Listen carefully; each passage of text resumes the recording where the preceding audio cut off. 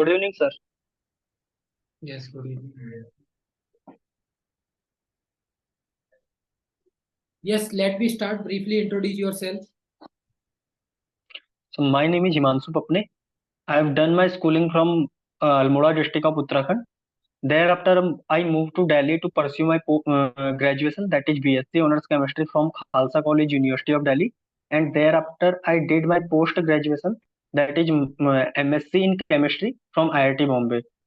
My hobbies include playing cricket, watching movies, and teaching. Yes, sir. That's Yes, good. Your name is Himanshu Papne. Yes. What the meaning of Himanshu? yes, sir. Explain. How do you feel about Yes, Himanshu? sir. So if we break the word Himanshu into two parts, it means him plus Ansu. And him means in Hindi, him means piece of ice, and Ansu means a part. So if we combine these two words, it means it is a part of ice. It represents coolness in some person or in a personality. So it is a representative of coolness. And also its synonym is Chandrama in Hindi. So it represents also moon. Yes, good. Your hobby is watching movie and playing cricket. Yes, playing cricket. Yes, sir. What's your opinion about Yes. ongoing World Cup 50? Yes sir. Sir world cup sir कोई भी sports हो ना, तो उसके दो पहलू होते हैं। एक तो मैं ये बोलूंगा कि जो वर्ल्ड कप इंडिया में खेला जा रहा है उससे इंडिया की जो ग्रोथ है, इकोनॉमिक ग्रोथ है, उसमें थोड़ा बूस्टअप होगा। क्योंकि बाहर से रेवेन्यू जनरेट होता है, उसकी वजह से हमारा इकोनॉमिक जो वो होगा वो थोड़ा बूस्ट होगा। तो पहला तो यहाँ पे इकोनॉमिक फ्रंट में हमें जंप देखने को मिलेगा। उसके अलावा अगर देखा जाए, जैसे इंडिया पाकिस्तान के बीच हमेशा मतलब एक हिसाब से थोड़ा कट रहता है, हमेशा थोड़ा सा उस टाइप का रहता है माहौल, थोड़ा सा दुश्मनी टाइप की। तो जब दो टीमें साथ में खेलने आती तो वहां पे थोड़ा सा शांति की बातें हो सकती हैं। इस तरीके से हम थोड़ा सा यहाँ पे बायलैटरल जो समझौते हो सकते हैं उनको थोड़ा सा आसान कर सकते हैं चीजों को। तो दूसरा फैक्टर यह है। इसके अलावा अगर अभी देखा जाए, प्रेजेंटली इंडिया काफी अच्छा खेल रही है, और most probably one of the यहाँ पे प्रोबेबल कैंडिडेट है कि वो यहाँ पे फाइनल जीत ले। तो हमारे मतलब जो हमारा वेट है लास्ट 12 ईयर से, तो वो खत्म हो सकता है वर्ल्ड कप जीतने का। Yes. Next one, what's your opinion about IPL? Sir IPL IPL again IPL दुनिया का सबसे ज्यादा रिच जो क्रिकेट के इतिहास में जो सबसे ज्यादा रिच टूर्नामेंट है, उनमें उनमें नंबर वन पे है। उसके अलावा ये इंडिया की अगेन इकोनॉमी को बूस्ट करता है। और ये इंडिया का पहला यूनिकॉर्न कंपनी है आईपीएल। यूनिकॉर्न फ्रेंचाइजी अगर मैं मोर क्लियरली बोलूं, 2008 में इसकी शुरुआत हुई थी। और अभी तक इसके 2008 से लेके 15 संस्करण हो चुके हैं। और जिसमें पहला जो वर्ल्ड कप था, सॉरी, पहला आईपीएल का जो फाइनल था, राजस्थान रॉयल ने उठाया था। और लास्ट वाला चेन्नई सुपर किंग ने उठाया था। Yes. Any disadvantage and limitation of IPL in India and Indian people? Sir sir sir दोनों ही है, एडवांटेज भी है डिसएडवांटेज भी है। एडवांटेज एक तो यह है कि बाहर से खिलाड़ी आते हैं, तो एक इंडियन खिलाड़ियों का जो बाहर के खिलाड़ियों के साथ मिलजुल कर उनकी जो कमजोरियां होती हैं उनके साथ नेट प्रैक्टिस वगैरह करते हैं, तो उनके जो सॉफ्ट पॉइंट होते हैं उनको फाइंड आउट कर सकते हैं। लेकिन अगेन यही डिसएडवांटेज है कि वहां के बॉलर यहाँ आएंगे तो वो हमारे बैट्समैन का यहाँ पे वो देख लेंगे कि जो इनका सॉफ्ट कॉर्नर है, या जो इनका जहां पे बॉल डालने से इनके विकेट निकल सकते हैं, तो इनको इनकी जो लिमिटेशंस है वो भी आइडेंटिफाई कर सकते हैं। तो ये प्लस पॉइंट भी और माइनस पॉइंट भी है। इसके अलावा अगर देखा जाए, तो आईपीएल जब अपना स्टार्ट होता है उसके साथ साथ बहुत ज्यादा रेवेन्यू लेके आता है, तो उसकी वजह से इकोनॉमी बूस्ट होती है। और अगेन अगर जैसे सिटीज में जहाँ पे अपने पिचेस होते हैं, तो वहां पे के जो होटल्स वगैरह होते हैं उनको बहुत ज्यादा बूस्ट मिलता है उस टाइम पे। क्योंकि अदर स्टेट से लोग आईपीएल देखने के लिए आते हैं, तो वहां पे की जो होटल बुकिंग वगैरह होती है वो वहां पे उस टाइम पे राइज कर जाती है सर। तो टूरिज्म सेक्टर में भी एक जंप लाता है। Yes.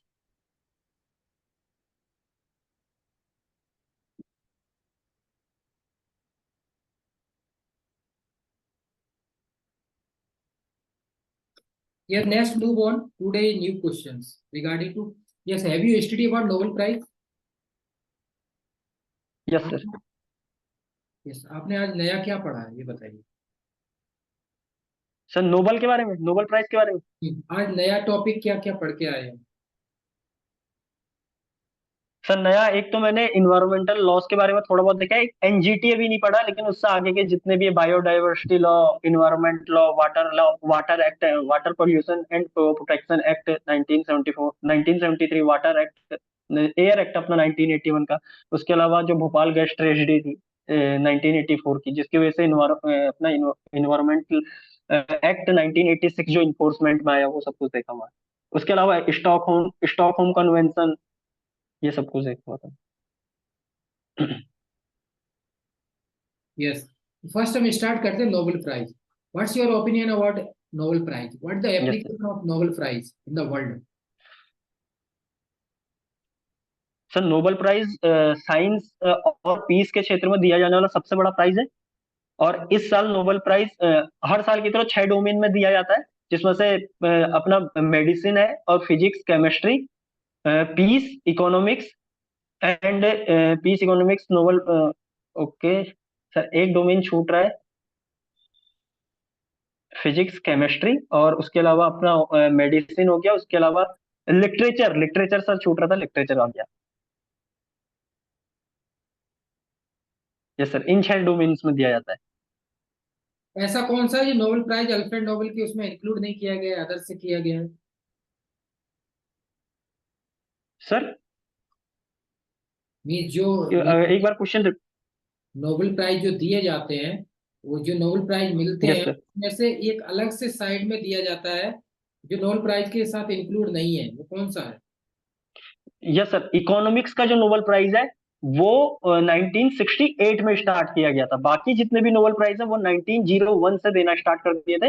लेकिन इसके अलावा अगर थोड़ा सा अलग संक्षेप में बात करें, तो अपना जो पीस प्राइज होता है वो नॉर्वे में दिया जाता है, नॉर्वे की राजधानी ऑस्लो में। और बाकी जितने बचे 5 नोबेल प्राइज है वो स्टॉकहोम में दिए जाते हैं। Yes. What the theme of 23 Nobel prize? Sir theme of 23 Nobel prize, sir theme मुझे मतलब थीम का आइडिया नहीं है। Truth, trust and hope. Yes, truth, trust and hope, awake. Hope, yes. Next is whose got is youngest Nobel Prize in the world? Sir Malala Yousafzai in 2014, Yes, in the area of peace, along with Kailash Satyarthi. yes. Last time India, when did India get the Nobel Prize in chemistry? Sir in 2009 Yes, by professor Venkati. yes. Which topic? Sir topic I am not able to recall. And presently 23, who got it? Sir 23 Nobel prize, sir in chemistry it is given to 3 scientist. One is professor Ekimov and one is, sir names are really tough, but these are French scientists. They are giving Nobel Prize in the area of quantum dots, for the synthesis of quantum dots. So one is Professor Akimov and one is Louis Bruce something. So I'm not able to recall the names. Yes, three scientists from German. Which topic? Quantum dot. Quantum dots. What is quantum dot? Yes, sir. What is the basic principle of quantum dot? What is the useful power of So quantum dot in society? Yeah, explain. Sir quantum dots exactly like किसी, जो हम यहाँ पे crystals की बात करते हैं, exactly like crystal होते हैं, बस इनका साइज जो होता है वो नैनोमीटर साइज का होता है। और नैनोमीटर साइज में भी अगर हम इनका साइज यहाँ पे वेरी करते जाए, तो साइज के मटेरियल सब्सटेंस सब्सटेंस सेम रहेगा, लेकिन साइज के बेसिस पे यहाँ पे क्या होगा, उनकी प्रॉपर्टीज में डिफरेंस आएगा। जैसे कि अगर मैं बात करूं, हम 1 नैनोमीटर से 10 नैनोमीटर के चार अगर यहाँ पे या 10 यहाँ पे क्वांटम डॉट ले ले, तो उनका कलर वहां पे डिफरेंट होगा सबका, भले ही वो एक ही मटेरियल के बने हो।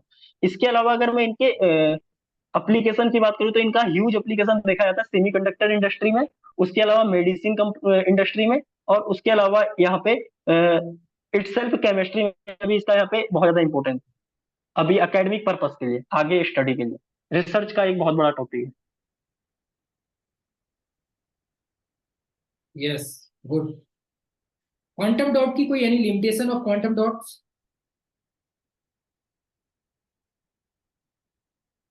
As such I have no idea about limitation, और मुझे सर लगता नहीं जब कोई एकेडमिक स्टडी होती है तो तुरंत उसका लिमिटेशन ढूंढना थोड़ा टफ रहता है सर। सब लेकिन समय के साथ साथ अगर कोई लिमिटेशन होगा वो सामने आएगा तो मैं उसको प्रस्तुत करने की कोशिश करूंगा। Yes yes, good, sure.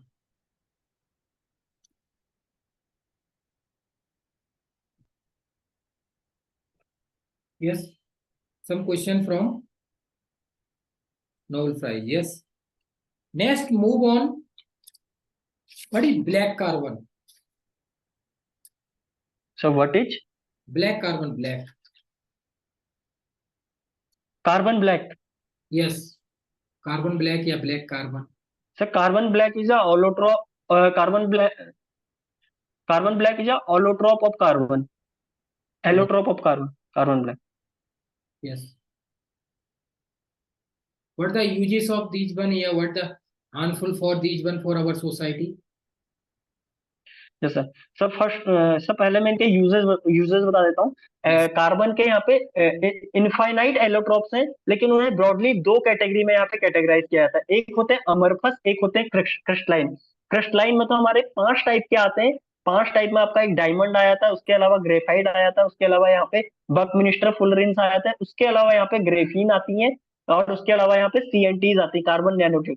लेकिन जब हम एमोरफस की बात करते हैं तो यहाँ पे अगेन बहुत टाइप के आते हैं, जैसे कि कार्बन ब्लैक, कोलतार, इस ये जितने भी है सब कार्बन के क्या है यहाँ पे कार्बन के एलोट्रोप्स हैं। जो यहाँ पे कार्बन ब्लैक है, इसका यूज यहाँ पे जैसे शू पॉलिश के लिए यूज किया जाता है इसे। इसके अलावा इसको इसको लुब्रिकेंट्स की तरह भी यूज किया जाता है, लेकिन ये काफी अच्छा लुब्रिकेंट नहीं होता, क्योंकि इसमें कार सीओ का एमिशन बहुत ज्यादा होता है, जो एक अगेन बहुत बड़ा पॉल्यूटेंट है इन्वायरमेंट के लिए।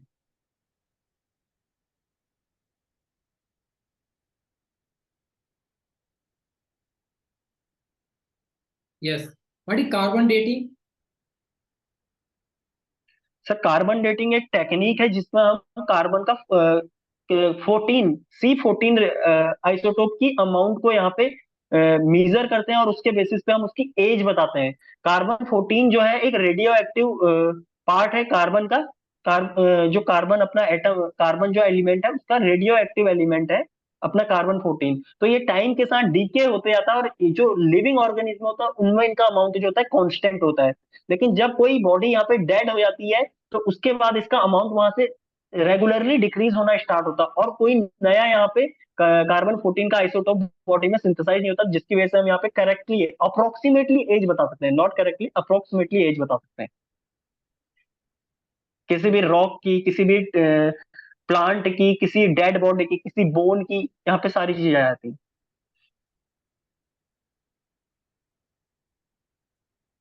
Yes, good. नेक्स्ट, G20 के बारे में आपने पढ़ा है? What is G20? G20 summit अभी हुई थी, 8 to 10। सर G20 के बारे में ऐसा नहीं पढ़ा, लेकिन हाँ सर G20 के बारे में अभी ज्यादा पढ़ा नहीं है उसको, वो मैं करूंगा, आज जी कल कर ट्वेंटी कर लेना। लूंगा। या G20 और एक ब्रिक्स लिख लीजिए आप। G20 BRICS. सर G20 और BRICS, BRICS, BRI। BRICS. Brazil, Russia, India, China. Yes sir BRICS, yes sir BRICS, हाँ सुना है मैंने, लेकिन यस सर। और ये चंद्रयान थर्ड, आदित्य एल 1 गगनयान, इसके बारे में पता है आपको? सर अभी इसके बारे में नहीं देखा है। ये तीनों ये भी लिख लीजिए। ठीक हो गया, चंद्रयान, 1 2 3, आदित्य एल 1, इसरो। गगनयान, क्योंकि ये बहुत ज्यादा इसरो के हैं। और जितने ऑर्गेनाइजेशन है अ, उन सबके थोड़ा बेसिक और उनके चेयरमैन याद कर लेना। Okay sir. Yes. Next, e waste management. What is e waste management? Sir waste management mainly जो हाउस होल्ड और इंडस्ट्रीज से जो वेस्ट यहाँ पे निकल रहा है, उसको यहाँ पे किस तरीके से रीयूज रिसाइकल किया जा सकता है, उसके प्लान्स होते हैं। यहाँ पे कई तरीके से इसको यहाँ पे किया जा सकता है। जैसे कि अपना प्लास्टिक होता है, उसको हम बार बार यहाँ पे रीयूज करके उसको यूज में ला सकते हैं, जिससे कि आपका इन्वायरमेंट का डिग्रेडेशन कम से कम हो। इसी तरीके से जैसे प्लास्टिक बॉटल्स होती हैं, उनको हम बार बार यूज कर सकते हैं। जैसे बिस्लेरी वगैरह की बॉटल्स आती हैं, उनको हम क्या कर सकते हैं, बार बार यूज कर सकते हैं। उसके अलावा जो हम पेपर का यूज करते हैं, पेपर को हम रिसाइकल करके दोबारा से यूज में ला सकते हैं। और इसी तरीके से हम कई सारे यहाँ पे प्लान हो सकते हैं। तो ये सर वेस्ट वाले जो वेस्ट मैनेजमेंट प्लान में आना है। यस, इसमें इलेक्ट्रॉनिक आइटम्स और आते हैं, वो भी एक पॉइंट आउट कर लेना। जितने भी यस सर। मोबाइल्स सर वो वगैरह ई इलेक्ट्रॉनिक्स। यस सर, ई वेस्ट में, यस वो ये, इलेक्ट्रॉनिक वेस्ट में आ जाते ये तो ई है ना, ई वेस्ट ही तो होगा, ई वेस्ट है ना, तो इलेक्ट्रॉनिक वेस्ट ही होगा ना। ई की फुल फॉर्म हैं। Okay electronic. ओके। इसमें जितने ओके। मोबाइल्स हैं, ये सब आ जाते हैं। मोबाइल्स, फीचर, लैपटॉप, जितने भी सारी चीजें हैं। तो इनका ही सबसे मेन ओके क्वेश्चन ये है कि जैसे आप as a scientist, how to remove these one for our society. जो इसको रिसाइकलिंग कैसे करेंगे, how to recycling of e waste, then use, okay sir. Test करके सर इसको इसका कैसे। अभी कोई इसका कोई आइडिया नहीं ई वेस्ट के रिसाइकलिंग का, तो इसका भी देख लेंगे। यस, ये देख लेना आप। ठीक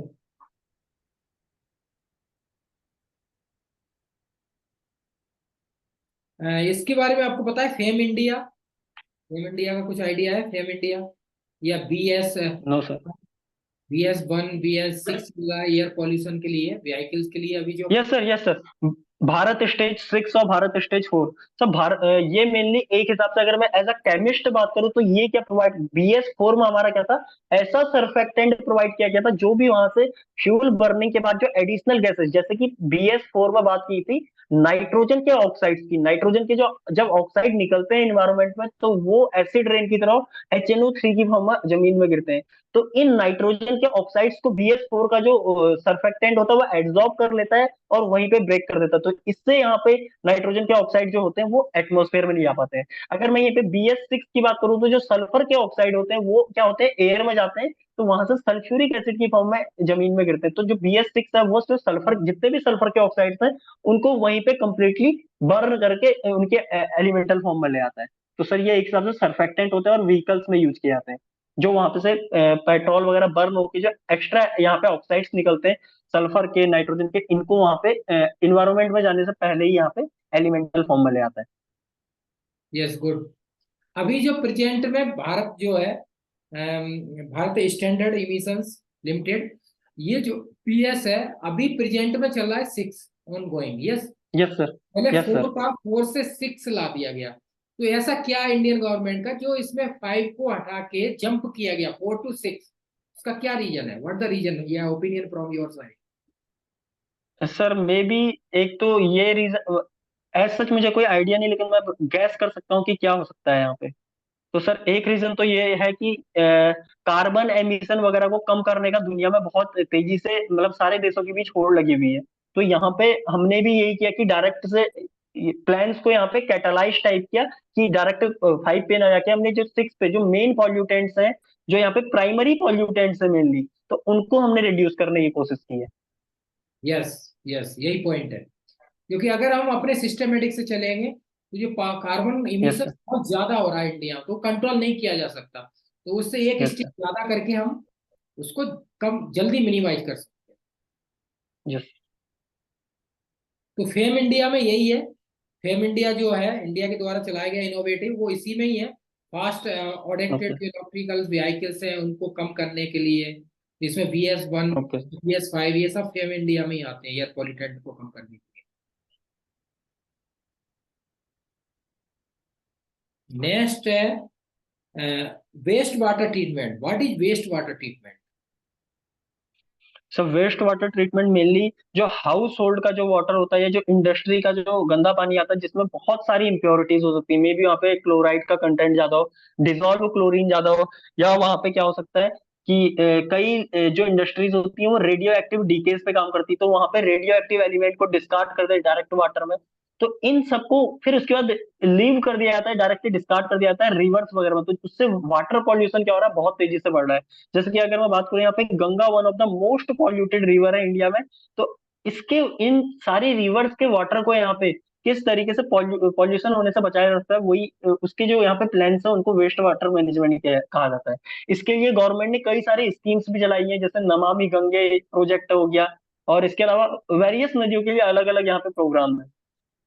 तो सर इसके लिए जैसे कि कई जगहों पे क्या किया जाता है, रेगुलरली सफाई वगैरह की जाती है रिवर्स की, और इसके अलावा नदियों में एक जिग जैग लेवल पे ऊपर ऊपर पे जो कि सॉलिड वेस्ट को मिल रही है यहाँ पे, जो जैसे पॉलिथीन वगैरह तैर रही है, तो वो ऊपर ऊपर से आती है लेयर में। तो ऊपर से ही क्या कर दिया जाता है, ज्यादा डीप तक ना जाके ऊपर ही एक लेयर लगा दी जाती है जाली वगैरह की। तो जितना भी वेस्ट होता है वो एक जगह पे इकट्ठा हो जाता है, उसको वहां से हटा लिया जाता है फिर। Yes, good. यस, इसके कुछ मेथड हैं, जैसे as a scientist, how to remove what how to use waste water for our society. Sir waste water को ट्रीट करने सर एक तो क्या कर सकते हैं, वेस्ट वाटर को वापस से रिसाइकल करके, मतलब जैसे कि कोई यहाँ पे सीवेज वगैरह का वाटर आता है, उसको हम क्या करते हैं, यहाँ पे प्लांट लगा दें अलग अलग। प्लांट लगा के उसे वापस से भेज सकते हैं लोगों के घर में, भले ही वो सेकेंडरी यूज के लिए आ जाए, वहां पे नहाने के काम आ जाए या किसी भी काम आ सकता है, भले ही पीने का काम ना है, नहाने का काम आ जाए, इस तरीके से काम किया जा सकता है। उसके अलावा जो जैसे दिल्ली में चलता है, एमसीडी क्या करती है, बार बार इनके सेवरल यहाँ पे प्लांट्स लगे हुए हैं ब्लीचिंग वगैरह के, तो ये जो पानी आता है यमुना का, बहुत गंदा पानी आता है, तो उसको ये वो करते हैं। तो वो डायरेक्ट यमुना से पानी लेने के बजाय जो पानी हाउस होल्ड से आ रहा है, उसको दोबारा से रिसाइकल करके घरों में भेजा जा सकता है। यस, इसमें दिल्ली में बहुत ज्यादा बहुत इस अच्छे स्टैंडर्ड है। Yes sir. वाटर इससे दो यूज इससे करके दो किया इससे जाता दो फायदे होंगे, एक तो यमुना में डायरेक्ट गंदा पानी नहीं जाएगा, उसके अलावा जो गंदा पानी जा भी रहा है वो रिसाइकल होके घरों में आ जाएगा, तो रीयूज भी होगा पानी का, और उसके अलावा यमुना में गंदगी नहीं जाएगी। है। Yes, good. तो next is hardness. What is the standard of water. Sir standard of water अभी मैंने ऐसे देखे नहीं है, लेकिन हार्डनेस में बता सकता हूँ। यहाँ पे कैल्शियम और मैग्नीशियम के जो कार्बोनेट और बाइकार्बोनेट अगर वाटर में एक्सेस में आ जाए, तो उससे यहाँ पे हार्डनेस आती है। जनरली हार्डनेस दो तरीके की होती है, एक तो टेम्परेरी हार्डनेस होती है, एक परमानेंट हार्डनेस होती है। टेम्परेरी हार्डनेस जब बाइकार्बोनेट प्रेजेंट होता है तो उसको टेम्परेरी हार्डनेस बोला जाता है। और जनरली नॉर्मल हीटिंग के ही दौरान क्या होती है, हमारी जो टेम्परेरी हार्डनेस होती है वो खत्म हो जाती है, क्योंकि जो बाइकार्बोनेट होते हैं वो हीट के एक्शन से वाटर और CO2 में डिकम्पोज होते हैं, और वो CO2 लीव कर जाती है वहां से। तो इस तरीके से हम यहाँ पे टेम्परेरी हार्डनेस को तो हटा सकते हैं। लेकिन परमानेंट हार्डनेस यहाँ पे कार्बोनेट की वजह से आती है, मैग्नीशियम और कैल्शियम के। इसको हटाने का यहाँ पे तरीका है कि हम यहाँ पे कॉलम क्रोमेटोग्राफी करें। जैसे कि डोएक्स 50 की हेल्प से हम अपनी लैब में यहाँ पे कैल्शियम वगैरह की, जितनी भी हमारी इम्प्योरिटीज होती थी इंक्लूडिंग हार्डनेस, हटाया करते थे यस, गुड। आयन एक्सचेंजर की हेल्प से। यस, जैसे बहुत सारे स्टेट हैं इंडिया में, some state like to yes Rajasthan, Orissa, Chhattisgarh, Jharkhand, West Bengal, वहां पे फ्लोराइड वाटर में बहुत ज्यादा पाया जाता है। तो उसका क्या मेथड है यस सर। जो रिमूव किया जा सके सर और क्लो, यूजफुल बनाया जा सके। सर क्लोराइड सर क्लोराइड का भी टेस्ट देखा नहीं मैंने।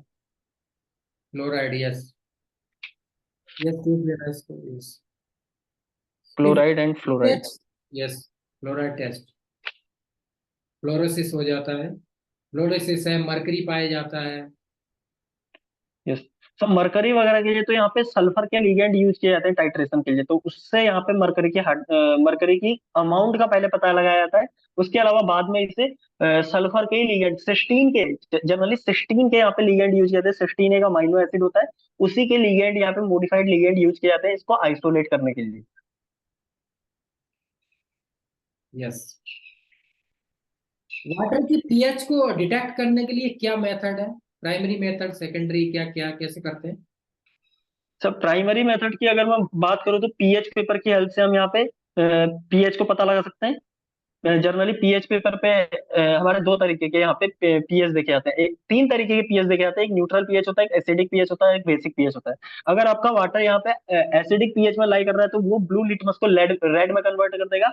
और अगर आपका यहाँ पे बेसिक वाटर है तो वो क्या कर देगा, आपके रेड को ब्लू में कन्वर्ट कर देगा। और न्यूट्रल वाटर पीएच पे कोई इफेक्ट नहीं डालता पीएच पेपर पे। ये तो प्राइमरी यहाँ पे जो फंडा है वो है। उसके अलावा मैं सेकेंडरी की बात करूँ तो सेकेंड इसके अलावा प्राइमरी में ही एक अपना ये भी रहता है कि हम यहाँ पे यूनिवर्सल इंडिकेटर का यूज कर लें। इसके अलावा प्राइमरी में अगर इससे भी ज्यादा प्री प्राइमरी में जाए तो टर्मरिक का यूज किया जाता है जनरली। टर्मरिक जो होता है अपना एसिड में जाते ही रेड कलर दे देता है, येलो से रेड में चेंज हो जाता है हल्दी। यस। और और अगर मैं एडवांस मेथड्स की बात करूं, इंस्ट्रूमेंटल मेथड्स की बात करूं, तो वहां पे हमारा पीएच मीटर गेम में आता है। पीएच मीटर को पहले क्या किया जाता है, दो बफर की हेल्प से यहाँ पे कैलिब्रेट कर लिया जाता है, पीएच 7 एंड पीएच 4 की हेल्प से। उसके बाद ग्लास इलेक्ट्रोड की हेल्प से यहाँ पे पीएच का हमें वाटर का पीएच पता लग जाता है, जो डायरेक्टली स्क्रीन पे लिखा आता है। Yes, good. PH meter, pH meter का बेसिक प्रिंसिपल क्या है? व्हाट द बेसिक सब प्रिंसिपल? पीएच मीटर का बेसिक प्रिंसिपल यहाँ पे नस्ट इक्वेशन होती है जो कि इलेक्ट्रोकेमिस्ट्री से आती है, जो यहाँ पे हमें किसी सेल का ईएमएफ बताती है किसी पर्टिकुलर कंसंट्रेशन पे। E cell equal to E naught of cell minus R T by n F l n concentration of oxidant upon concentration of reactant. Yes, good.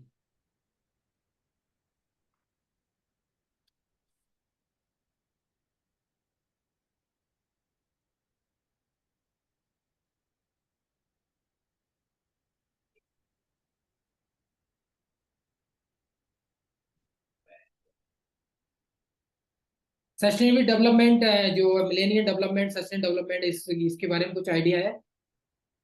Yes sir. So sustainable development के लिए एक conference हुई थी initially. इसमें 9 या 8 या 9 goals रखे गए थे, लेकिन और इसे 2000 में हुई थी आई थिंक कॉन्फ्रेंस इसकी, और 2015 तक इसे कंप्लीट करने का एम था। लेकिन उसके बाद 2015 में यहाँ पे सस्टेनेबल डेवलपमेंट गोल्स को इंक्रीज करके 18 कर दिया गया आई थिंक।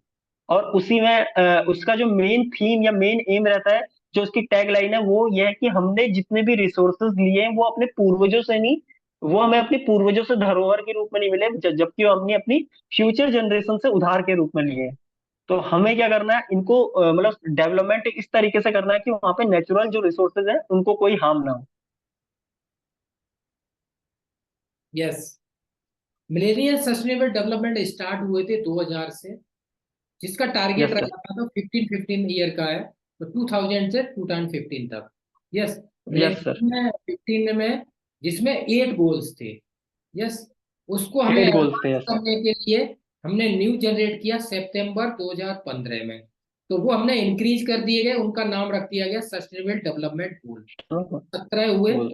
इनका टारगेट है 2015 से 30 तक का, जिसके 17 गोल है। Yes sir. तो जैसे फर्स्ट है zero hunger, good health and wealth, तो वो 17 उनके सबके गोल है। ईयर वाइज हमें। Yes sir. उन्हीं उन्हीं में से सर एक गोल इन्वायरमेंट रिलेटेड भी है कि हमें इन्वायरमेंट, अपने जो पॉन्ड्स रिवर्स है, इन सबको प्रोटेक्ट करना है। यस। तो 17 है, तो वो पूरा अपने सोसाइटी को प्रोटेक्ट करने के लिए ही बनाए गए। यस और इसकी थीम क्या है, आइडिया है सस्टेनेबल डेवलपमेंट गोल्स की? Sir, last year I think women empowerment से रिलेटेड कोई थीम थी इसकी। इस साल का मुझे कोई आइडिया नहीं। जैसे 23 की थीम है, people, planet, prosperity, peace and partnership. Okay. अब इसी भी सस्टेनेबल डेवलपमेंट में बहुत सारे टर्म्स यूज किए जाते हैं। जैसे 4C का मतलब क्या है सस्टेनेबल डेवलपमेंट में, 5C का मतलब क्या है, 4A का मतलब क्या है, ESG होता है, CSIR होता है, CSR होता है। तो इसमें 4C का इनके आइडिया पता है? 4C और 5C 4A टर्म्स क्यों यूज किए जाती सर हैं? एज सच मैंने बहुत इन डेप्थ अभी इसके बारे में पढ़ा नहीं है। Yes, yes. तो मैं बता देता हूँ एक बार आपको, जिससे एक आइडिया लग जाए। एक पॉइंट और है, यस सस्टेनेबल डेवलपमेंट की रैंक क्या है इंडिया अभी वर्ल्ड में, इंडिया की? सर। सर कोई आइडिया नहीं है अभी इसका। यस। अभी जो प्रेजेंटली रैंक है वो 112 है, 2013। 112। Yes. 21 was 120, 22 was 121 and 23 was presently is 112. Yes. हम्म। और जो 4A का मीन्स मतलब होता है, 4A मतलब at awareness, avoidance, act and shift, and 4 and participate and new technology. Yes, ये 4A का मतलब हो गया, हम्म। ये टर्म्स यूज किए जाते हैं। 4C का मतलब है conservation, community, culture and commerce. Yes. 5C का मीनिंग है कॉमर्स। गोल्स में clean, community, culture, care and corporate government. जैसे इसको आप थोड़ा पढ़ लेना, क्योंकि ये बहुत ज्यादा इंपॉर्टेंट है यस सर। प्रेजेंटली, क्योंकि आप इन्वायरमेंट ये सारी चीजें कर लोगे, यही है 70-60-70% यही रहेगा सारा चीज। ओके। बाकी हम देखते हैं पॉल्यूशन, ये सब हम आते हैं। What is pollution and how many types of pollution. सब इन्वायरमेंट में हमारे इन्वायरमेंट में बहुत सारे टाइप के यहाँ पे एटम्स एंड मॉलिक्यूल्स होते हैं। उनमें से किसी की भी कंसंट्रेशन अगर अपनी ऑप्टिमम कंसंट्रेशन से ज्यादा आती है, भले ही वो इन्वायरमेंट के लिए अच्छा हो, अगर उसकी कंसंट्रेशन ऑप्टिमम से ज्यादा हो जाती है तो वो भी एक पॉल्यूटेंट ही होता है। इसके अलावा इन्वायरमेंट में जो अनवांटेड सब्सटेंसेस का इंट्रोडक्शन होता है वो भी पॉल्यूटेंट होते हैं। और जब इन पॉल्यूटेंट की कंसंट्रेशन इन्वायरमेंट में बढ़ने लगती है तो इस फिनोमिना को पॉल्यूशन बोला जाता है। यस। पॉल्यूशन मेनली चार कैटेगरीज में यहाँ पे कैटेगराइज किया जाता है। इन्वायरमेंटल पॉल्यूशन की बात कर रहा हूँ मैं, मेनली चार कैटेगरीज में यहाँ पे कैटेगराइज किया जाता है। एक होता है आपका water pollution, air pollution, noise pollution और soil pollution. Yes. Yes. As a scientist, how to remove water pollution, ये air pollution for our society, what the method and procedure सब फॉर। सब वाटर पॉल्यूशन को पहले निपटाने से पहले उसके थोड़ा सा यहाँ पे कॉज, वाटर पॉल्यूशन में मेनली यहाँ पे जो एक तो हाउस होल्ड से जो वेस्ट वाटर जाता है रिवर्स वगैरह में, और जो दूसरा मेन रीजन है वो इंडस्ट्रियल वेस्ट वाटर जो आता है। तो यहाँ पे एक तो क्या किया जा सकता है कि इंडस्ट्रीज पे यहाँ पे स्टैंडर्ड फिक्स कर सकती है गवर्नमेंट कि इस तरीके के तुम्हें मतलब वाटर का चेकअप कर सकती है कि यहाँ से किस तरीके का पानी जा रहा है वेस्टेज में। तो उनके स्टैंडर्ड सेट कर दे कि तुम्हें ये यहाँ पे प्रोसीजर फॉलो करने हैं, इस तरीके का वाटर तुम्हें यहाँ पे फिल्ट्रेशन वगैरह की टेक्निक लगानी है जिससे आगे को जब पानी जाए वो फिल्टर होके जाए। तो पहला तो यहाँ पे ये मेथड हो सकता है। उसके अलावा हाउस होल्ड की बात करें तो हाउस होल्ड का जितना भी पानी है वो सब एक जगह पे जाए, एक प्लांट पे जाए, और उससे आगे क्या हो उसका फिल्ट्रेशन होके वो नदियों में गिरे। तो ये सर दो मेथड हो सकते हैं। यस। अब जैसे वाटर पॉल्यूशन है, अभी यस सर। प्रेजेंटली हम बात करेंगे। जैसे most polluted river in the in India है अभी गंगा। यस। यस तो सर। उसको कैसे वाटर को, उसके जो उसके अंदर जो बहुत सारी वेस्टेज वाटर है उसको कैसे रिमूव किया जाए, उसकी हार्डनेस, जिससे उसको यूजफुल बनाया जाए फॉर आवर सोसाइटी के लिए। सर सर गंगा में पॉल्यूशन होने के यहाँ पे कई रीजन है। एक तो जो हम इंडस्ट्रियल डिस्कार्ड और यहाँ पे मतलब जो हाउस होल्ड डिस्कार्ड है वो तो यहाँ पे रीजन है ही। उसके अलावा जो गंगा रिवर है वो एक काफी स्पिरिचुअल रिवर मानी जाती है हिंदू धर्म में। तो यहाँ पे होता क्या है कि गंगा में हम क्या करते हैं, नदी के किनारे कई बार ऐसे दिए वगैरह ऐसे बहाते हैं। उसके अलावा इसमें मतलब कई ज्यादा मतलब लोग क्या करते हैं ऐसे कोई मूर्ति वगैरह चढ़ाने की है तो वो वहां पे चढ़ा दी, तो इस वजह से भी यहाँ पे बहुत ज्यादा पॉल्यूशन हो रहा है। तो हम यहाँ पे क्या कर सकते हैं, अगर मूर्तियां अगर चढ़ानी तो उसके लिए अलग ग्रेड की मूर्तियां बनवा सकते हैं जो कम्प्लीटली यहाँ पे मिट्टी की बनी हुई है, कुछ इस तरीके की बनी हो जो वाटर में जाए तो उसके बाद 5-7 घंटे या 5-7 दिन बाद क्या हो जाए पूरी गल के मिट्टी में कन्वर्ट हो जाए और वहां पे कोई पॉल्यूशन ना हो। तो एक तरीका तो ये हो सकता है। उसके अलावा यहाँ पे जो दूसरा है कि हम जो पूजा वगैरह होती है घाट वगैरह पे, उससे क्या होता है वहां पे जो वेस्ट जनरेट होता है, जैसे कि जो बत्तियां होती हैं वो आधी तो जली रहती है लेकिन आधा कॉटन उस ऑयल के साथ वहीं पे पड़ा रहता है। तो वो भी क्या होता है नदियों में बहता चला जाता है। अगर उसको यहाँ पे कंट्रोल करना है तो घाट्स पे ही क्या किया जा सकता है, यहाँ पे जालियां टाइप की लगाई जा सकती है जिससे कि वो वहीं पे फिल्टर हो जाए, उसके बाद हम उसे वहां से हटा लें। तो सर ये दो चीजें मैं सोच पा रहा हूँ अभी। Yes. Yes. Good. Good idea.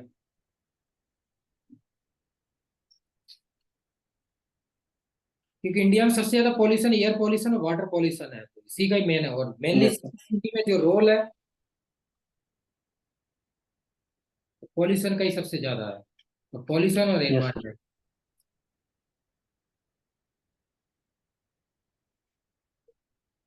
Next is what is environment. Sir. Sir एक आइंस्टीन का बहुत फेमस कोट है, मैं उसी से स्टार्ट करूंगा। आइंस्टीन ने एक बार कहा था, मेरे अलावा मेरे अराउंड जितना भी यहाँ पे सब्सटेंस है, इंक्लूडिंग माय फ्रेंड्स, और जो एबायोटिक सब्सटेंसेस है जैसे कि डेक्स होगी, मोबाइल हो गया, ये सब इन्वायरमेंट है।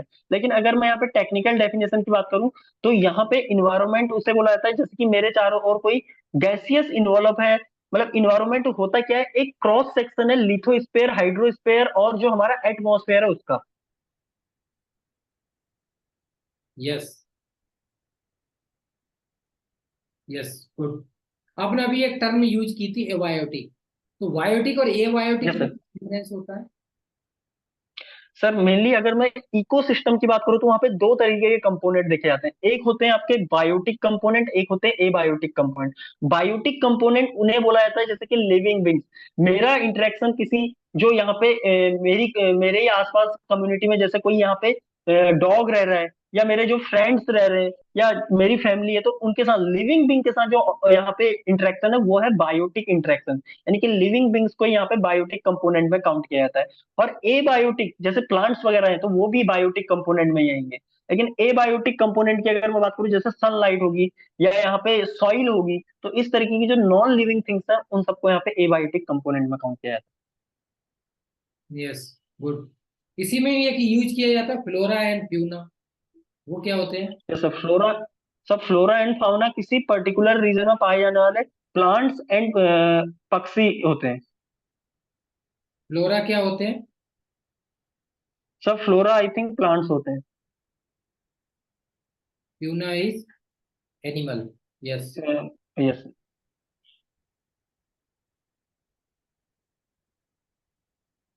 Yes, good.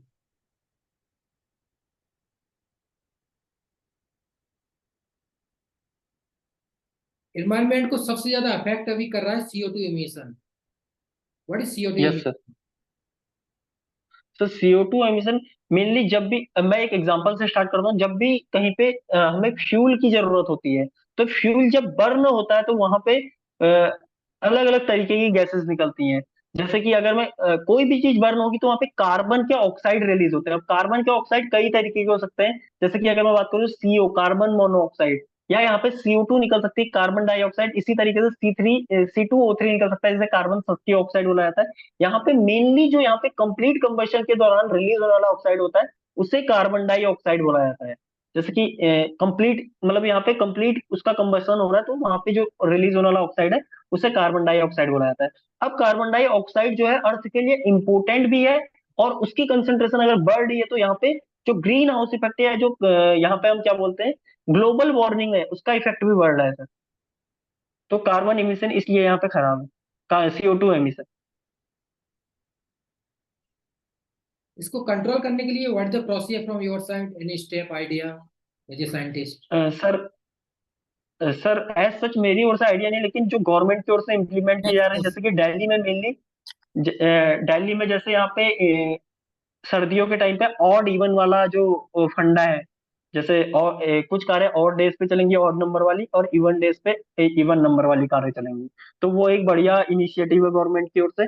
उसके अलावा अगर मैं बात करूं तो दिल्ली में क्या होता है कि कई जैसे सर्दियों के टाइम पे ये जो कंस्ट्रक्शन वर्क चल रहा है, या रोडों का जो यहाँ पे वर्क चल रहा है, रोड कंस्ट्रक्शन वगैरह या बिल्डिंग कंस्ट्रक्शन वगैरह, इन सबको यहाँ पे रोक दिया जाता है। क्योंकि उसकी वजह वजह से क्या होता है, जो एयर में प्रेजेंट पर्टिकुलेट मैटर होता है उसकी कंसेंट्रेशन इंक्रीज आती है, जो कि सबसे मेजर पॉल्यूटेंट होता है एयर का। तो सर ये दूसरा यहाँ पे फंक्शन है। और जो तीसरा मैं बोल सकता हूँ यहाँ पे, CO2 एमिशन को कम करने के लिए इंडस्ट्रीज को क्या किया जाता है, जो मोर पॉल्यूटेड एरिया है, जैसे कि आज से करीब 5 साल साल पहले या उससे भी पहले, दिल्ली में जो यहाँ पे दिल्ली में पॉल्यूशन बहुत ज्यादा बढ़ा था, तो दिल्ली की कंपनीज को यहाँ से शिफ्ट कर दिया गया। दिल्ली की जो इंडस्ट्रीज थी उन्हें शिफ्ट करके किसी रूरल एरिया में शिफ्ट कर दिया गया, जैसे कि नोएडा या ग्रेटर नोएडा, उससे दो फायदे हुए, एक तो दिल्ली का पॉल्यूशन कम हो गया, उसके अलावा जो नोएडा जैसे रूरल एरिया थे उनका अर्बनाइजेशन स्टार्ट हुआ, तो वहां पे रोजगार जनरेट हुए, और दिल्ली में CO2 का जो एमिशन था वो भी कम हो